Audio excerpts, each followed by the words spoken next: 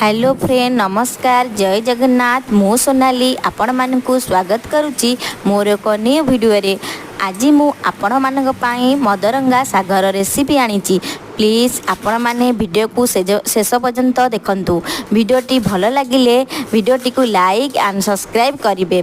प्रथमे मु साग को धोई काटी देइची। सेथिपाई मु परिबा नै जाइची कखारु तापाई पियाज एवं रसुण छेचा भी नै जाइची। एबे करेई बसई सेथिरे पियाज को पकई देइची और रसुण को मध्य पकई देइची। रसुण और पियाज भाजी होला परे सेथिरे मु परिबा और साग को पकई देइची। परिबा साग टिके समय भाजी होला परे सेथिरे मु आवश्यक अनुसार लूण भी देई देइची।